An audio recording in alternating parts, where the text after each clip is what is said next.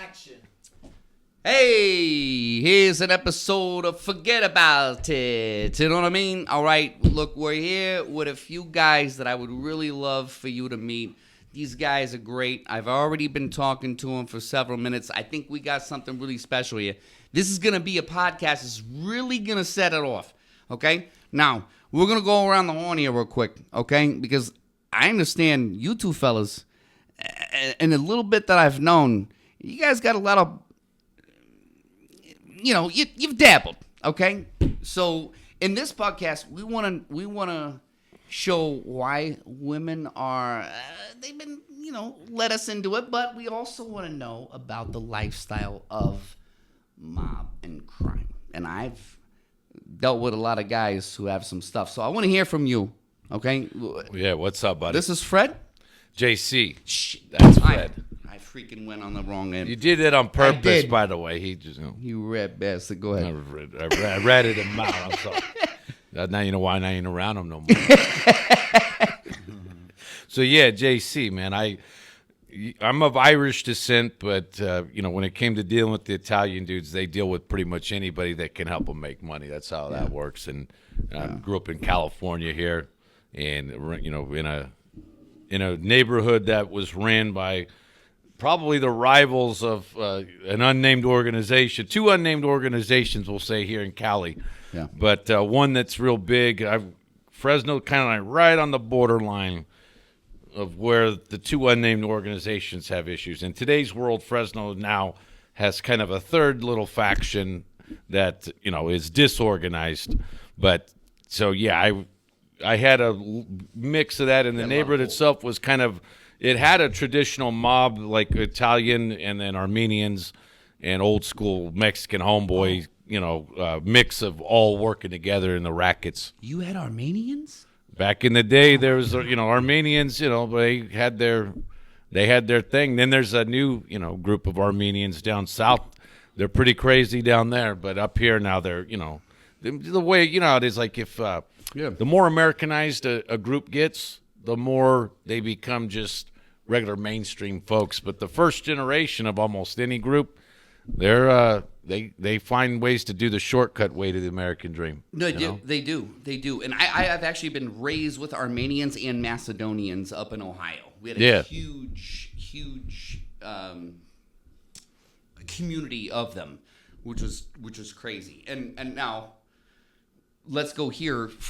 I called him Fred, but Fred, yes. Which also, might I add, smelled delicious when he came in today. I don't mean that in a weird way, but I mean, he smelled like he came from like a barbecue of some, oh my God. What did you come from when you came here? Well, I have a business, taco business. So, no way. That's what I do. So whatever I do, I have to pre-cook before I take it to the location where I'm going to go serve. No way. Okay, give us some feed. What's it called? It's Fred's Puros Tacos. Okay. Yeah. So that's what I do, man. That's my business. I love me some smoking. I'll tell you that. Oh yes. All right. So a little bit about you, Fred. So what's your little bit of background that you can give us? Well, I was all over the place, man. Los Angeles, and I was very young. I grew up in an abusive, environment. So I just had a different type of mind where I wanted to have revenge, and Understand. so I wanted to come up strong and with power, so I could take care of this certain individual. But I already had my mind set on, pleading the fifth kind of ordeal, right. on a certain person. But Sure. That's how my life started, and that's after that, it just blew up to bigger things, and and these kind of ordeals, you gotta. We can't really speak too much about it. We got to forget about it, but that's what I'm talking nice about. Little circle back to the name of it. That's the name of the show. Yeah, and that's how you go in higher levels. But You know, it's just things that you really want to forget about it. You know what I'm saying? I can't really speak too much on that. Hey, I understand. Yeah. And I will tell you this, I freaking understand. I got a buddy of mine in New York, moved down from Melbourne. That guy was so crazy, and the stories that I heard from him made me lose my freaking mind. I was like, you did what? Like, you were sitting at a true story, swear to God. I'm so Italian. Swear to God. Swear to God. He was sitting adjacent at the table with Jimmy Hoffa before he went. All right. Well, well, if he had been sitting next to him when he went, then he probably would have went with him. Yeah, he disappeared, right? But that's the crazy thing, right? Yeah. So I want to know. I got a few questions for you guys, Sure. if you don't mind. Absolutely. And I'm gonna lose the New York accent and get into my real accent Your here. Cali accent. Yeah. bro. No. I'm from Ohio. So, Yeah. I mean, if You I was got, gonna you got pay, three you had to- accents. You got New York, Ohio, you got the Midwest, and you got the West Coast. We don't have accents. What's a funny story, real quick, that you could give? Because I want to break this down because we don't have too much time. But Yeah. what's a funny story that you can give us that has happened to you in the business that you would have been like, Sure. Yeah, oh no my problem. God, no one would ever believe this if I didn't say this right now. All right. Well, so he's right, by the way, when it comes to the foundation for all this stuff. Nearly everybody I know, myself included, we grow up in kind of a rough environment, family stuff, all that. We'll do that, cover that on another day. But so there's a lot of like funny moments in that stuff because it's such a sick life and it's so twisted that it's like a sick humor situation, and you'll like there's lots of irony with people. They'll crack jokes about stuff that normal folks wouldn't find funny. You've seen in Goodfellas where they're at the card table and Joe Pesci's character's talking about, and I turn around, and they're joking around about like killing whacking a guy, right? But they're all cracking up laughing. It's sick humor, right? But like a quick funny thing I could put out there, and I'll expand about it a little bit later on another podcast. Yeah, because we're going to be doing this So I was involved with moving marijuana weight back east. I sold locally, was involved with that kind of stuff, and also we did some illegal casino nights here in California. We'd have craps tables, blackjack, roulette. Back then, all those games were illegal, and even still roulette and real roulette and real craps is still not legal at Did even you guys Indian hire casinos. outside of your guys' place like for this? Well, we would go to like suburban houses and set up the tables and stuff. And so we would have we called it the RC, the rolling casino, actually. So if we called it hey, we're going to set up the RC somewhere else this week and next week. We'd have nights where we would have like ballers, like guys that were in the coke business or big weed guys, bookmakers. I was a Fresno State student. I'm reformed now. I've got 2 college degrees, bachelor's and an associate's, and I guess you could say I'm semi-reformed. I'm not a big fan of paying taxes still, but any IRS agents listening, I pay just what I owe, and I try to write off literally everything. Just Forget for the Sam. You can audit my books, Uncle Sambo, and I ain't gonna get nothing from me. Right. But anyhow, so we'll say we're most of the way reformed, and I do believe in a higher power and all that stuff, and we'll get into another thing. You got to after all this crazy stuff. But anyhow, so we had a rolling casino.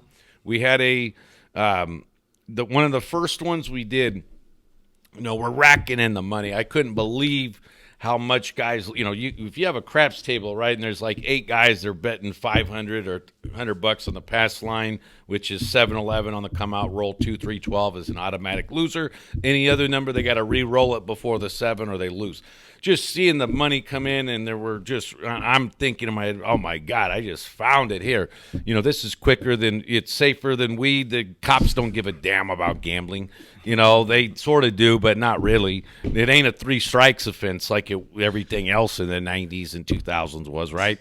But so one dude, without telling us, calls up a stripper to come over, right? And what did she look like? She was like a 21-year-old, really hot-looking Mexican girl. All right, just for the record. Mexican. Yeah, of course. Those are rare. Yeah, not around here. They ain't. You must not have taken a walk around the neighborhood. There's a lot of them.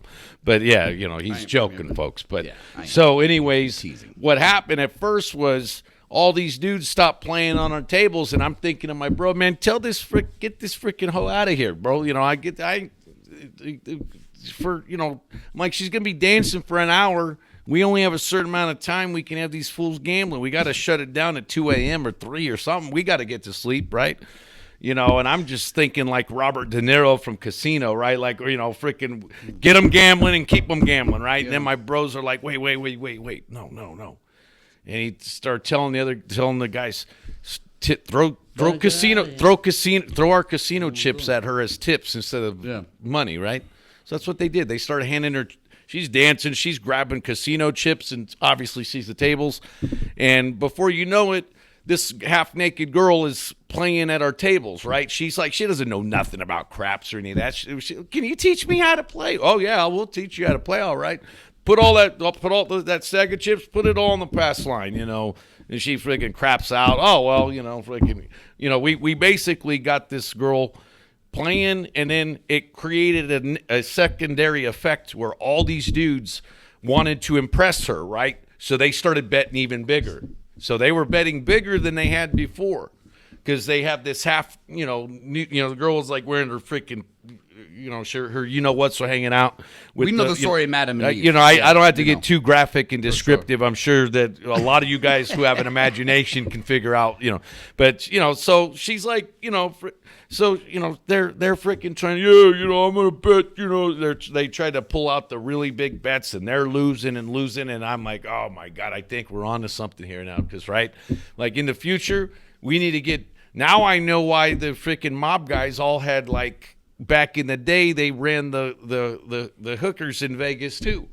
So they get these guys at the casino tables, and if they lost, they still figured, look, if the guy gets, set up with a little something that evening, he's not going to feel so bad about dropping all that money because, and they don't cost them anything to get some girl to do something for them. But that's kind of, I realized right then and there, I was like, you know what?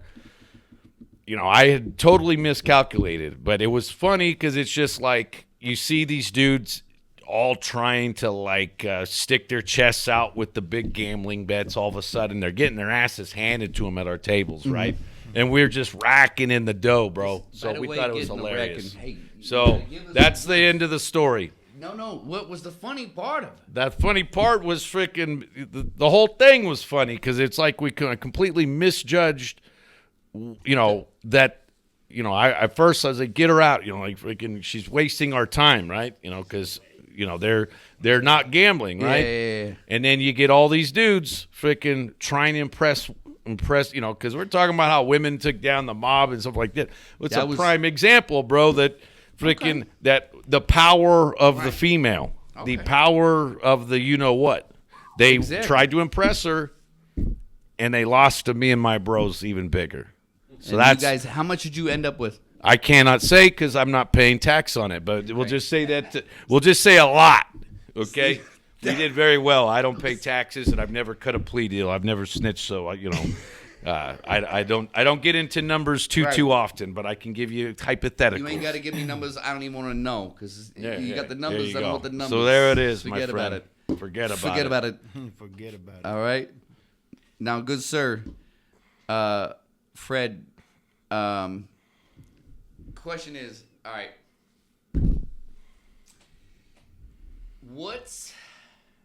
because I got a few things here I'm looking at, guys, sorry. What's one of the reasons why you wanted to come on the podcast today? Well, I'm a changed person now, Beautiful. Hold on. Let me smash that. I'm going to hit it, but I'm not going to smoke it, okay?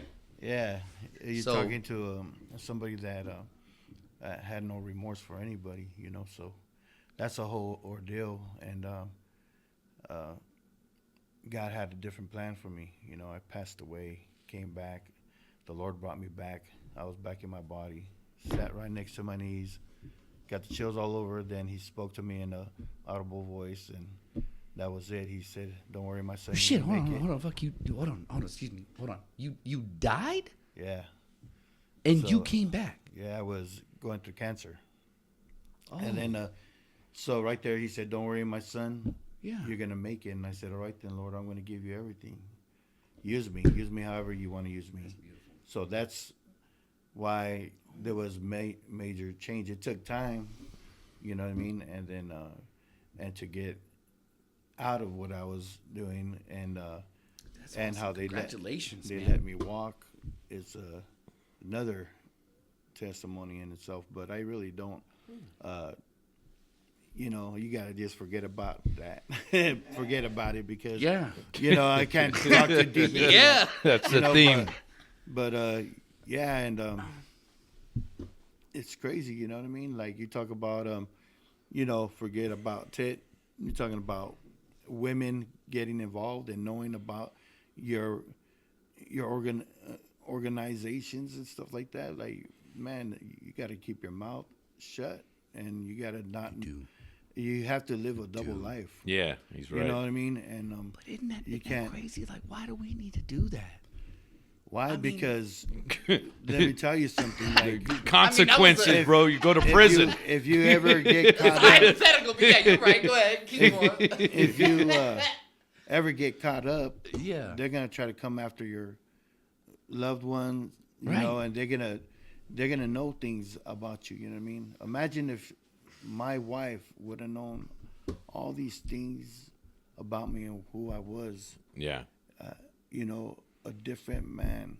Have you ever seen the movie Iceman? All right, that kind of ordeal. So the wife didn't know anything. For her own protection. For her own protection. You know what I mean? So that's a whole ordeal, like where I'm talking about. You know, like. Was but- it hard? Was it? Let me ask you real quick, and then I want you to continue. Is it? Because a lot of our viewers aren't going to understand this. So I want to ask this, because me being an actor, I'm very methodical, right? I like to be method acting versus regular acting, and it's so hard sometimes for me to connect to a character sometimes that I have to lose myself in that moment. Let me ask you, how hard is it for what you've been through that you got to go, babe, I know you're the love of my life, but I can't take nothing. I never even brought it up. Oh. You know, you never bring anything up like that. So she has no idea in general. She didn't even know I was like a main guy or anything like that. Oh. You know? Okay. So okay. it's just like so you literally were like 007 with this. He's man. absolute. Wow. You know, the reason why she found out is because they were trying to remove me from my spot, and then they spoke on it right in front of my wife, and I was Like you don't say yeah, who. yeah. But I mean like somebody that you were the beefing with higher said it in ups. front of you. There were some people that were under me, you know what I'm saying? But you know, there was somebody that was going to be coming home from forget about it. Yeah. You know what I mean? Don't forget about it, Land. Right? But he wanted to take my spot, and I said, "Oh, all right." And then my wife was like, when we were driving home, like, "What the hell are they talking about? Yeah. What were they talking about? What are you in?" Like, and then I couldn't lie to her because, You had to explain all of it. yeah, Did you explain it to her? Like Yeah. did you shoot her real? I told her and I said, "It's time.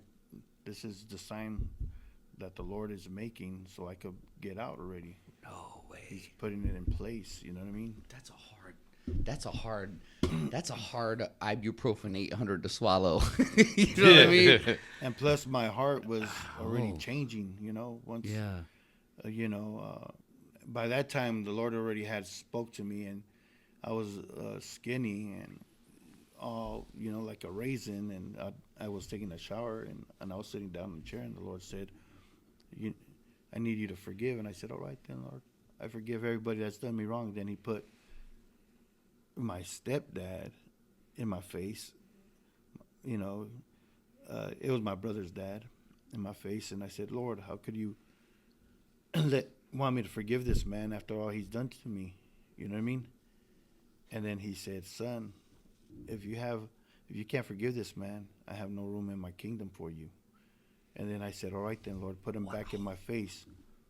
And man, he put him back in my face, and I forgave him. And then all these other people started coming to my face, and I forgave them all. But I started weeping and crying.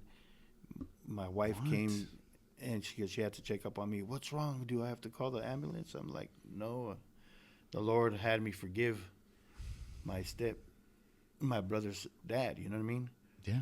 And so I did, and all these things started coming to me. And then he showed me why this man used to abuse me and beat me up and put a knife to my neck and a rifle to my head and all this and that, you know. And it's because his dad used to beat him up too, and beat up all his brothers and sisters and mom, you know what I mean? So it's a generational thing. So the Lord right there showed me right there that it was a generational, you know what I mean? So all that stopped with me from being abusive with, and all that stopped with me like not being loving. No matter what I was in, I've always showed my children love and my wife love. Sure. You know what I mean? I mean, that's human. That's what we should do. You're right. Beat her up or anything like that. You know what I'm saying? But that cycle broke with me. Guys, I want you to say something. Listen, I'm going to say this, and I'm going to say it once again.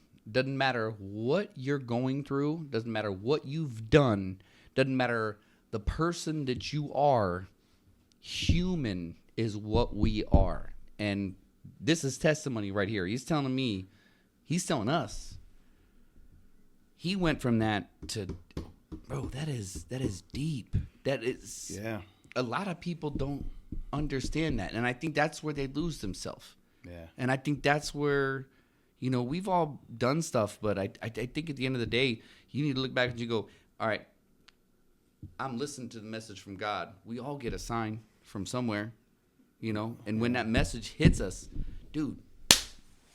Yeah, I started evangelizing, and then the Lord spoke to me that I was going to be moving. I said, all right, then where, Lord? And then he showed me over here. He showed me what pastor and everything and who I was going to be preaching to and who I was going to be talking to, you know what I mean? Wow. Right now, I go into the prisons with through Sister Vicky. Sister Vicky is a powerful woman of God, and she made the way to get into the ministry there, because I used to do class with her. I used to teach with her. It was called God's Infantry, basically teaching on spiritual warfare and how to battle against demons and casting out demons and healing the sick and all that. But you know, through the name of Jesus, you know. Yeah. Oh God. And so now we're going to the prisons. I got to go into the prison, I believe, on the 18th of this April 18th. Now, where are you going? We're gonna go to Corcoran. You going to Corcoran? Yeah. Okay. And then we're gonna go to. We're gonna be going to Chowchilla prison too. Okay. So the Lord already showed me that we're gonna be going to a lot of prisons. So, you know what I do in there, I don't tell them my testimony or anything like that, but you know, I'm there because you got a testimony and you've been through some things. I know I've been through them, but the Lord doesn't. You know, I don't want the shine on me. You understand? It's all about Jesus, and Jesus is going to take care of whatever you're going through, whether it's depression, suicidal thoughts, schizophrenia, you know, all these things that they go through, sicknesses and all that, you know, demon possessed. You know, God's going to remove these things, but in a spiritual manner, you know. It's a spiritual warfare. And people need to learn how to fight in the spirit. Dude, that's beautiful. I'm trying not to fucking well, cry he's, right he's now. absolutely right. Excuse me, I'm trying not to cry right now because that's wow. It's deep. That's and power. It's truth. Because I look at myself and I know I've been through some stuff, but you've been through way more than I have. And to sit here across the table with you and to know that you guys have been through a lot, but yet here you are trying to make it right and, you know, put a new name on it or to change something, which I think the future, is to help the next generation. And parlaying on what he was saying, there was a local mobster named Joe Donato. He passed away in 2018. He had left the mob. He was once the second most powerful mafioso in California. He was part of the L.A. organization down there in the 60s. He took out a couple guys. He beat some big cases, you know, the way mobsters were known to do in the 50s, 60s, and 70s. He was part of it when it was really, you know, all about it. But he himself left the mob in 1975. And when I got it, I knew him, met him, you know, and then after my days, I left all that behind in 2002, but I was phasing out of the overall weed business over the course of time after that. But I was still breaking rules, and I still didn't really believe in God and lots of things like that. And then I had a situation where I have a daughter, and she was a young girl at the time. She has a strong faith, and I'll get into this story another time. But due to her, I expect that you guys are going to come back on the show. So. Yeah, and Joe, I met with Joe later on in life a number of times, and Joe had counseled me. He used to do prison ministries, Joe Donato did, along with a Reformed Blood pastor, Bruce Hood, who is still in Fresno to this day. And Pastor Hood does stuff at the jails and prisons as well.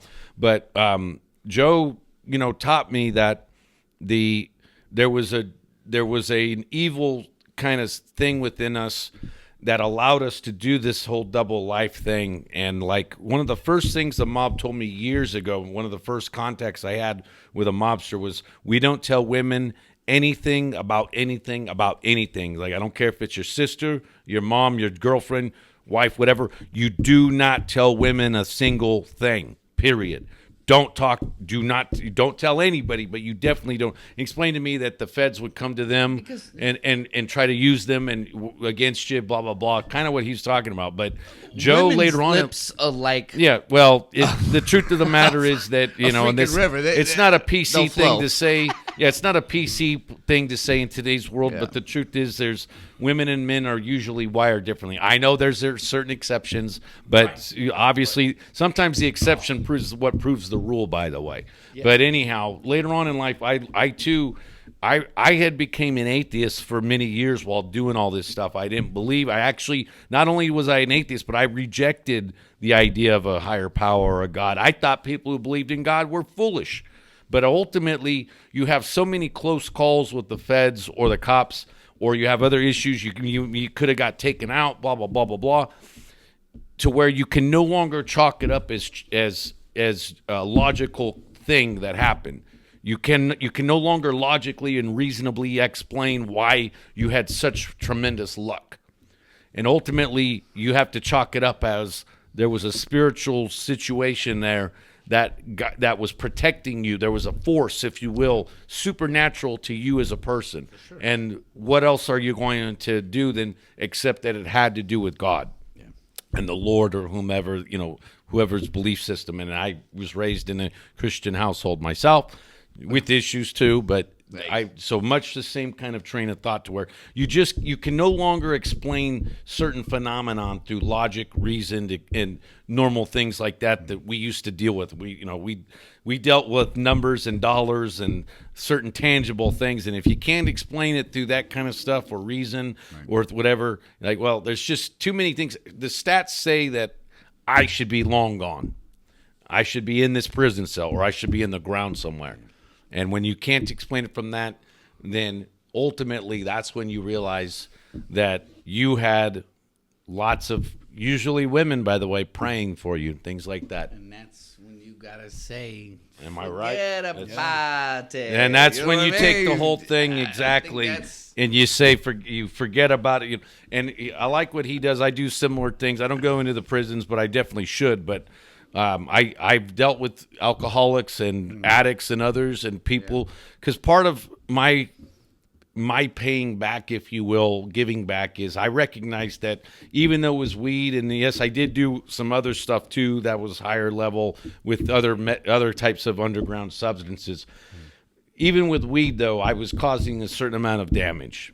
people do, people don't achieve as much. I know there's people say, oh, to heck with that, I do better, blah, blah, whatever. People can make their arguments, but I did damage to people's wallets with gambling and things like that.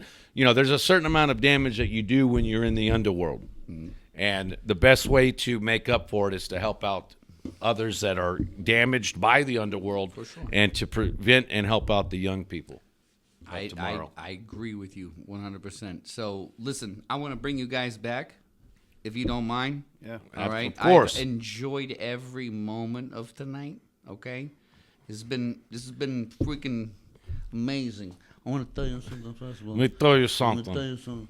I don't know who set this stuff up, but I'll tell you. Seriously, guys, I really want to thank you. And I know it's been hard, for you guys, Fred. I know it's been hard for you guys to come on here and talk about some stuff, and I thank you. So let's get together. This is only the first. Let's do more, okay? Absolutely. We got a lot more to go through. And I want to tell you guys about some things that I've been through. Yeah, well. You're gonna be, You're gonna. Our moderator isn't so innocent, huh? Forget about it. You never know. Hey, just because he hosts the show, don't mean he's such a innocent fella. Exactly. All right. So listen, I want to say thank you guys very much for joining us tonight. It's been huge. It's been awesome. So thank you guys all really for your time. And guys, again, thank you so much. All right. So we'll see you guys here soon. Awesome. All right. Skye Groom, we'll see you next time on Forget About It.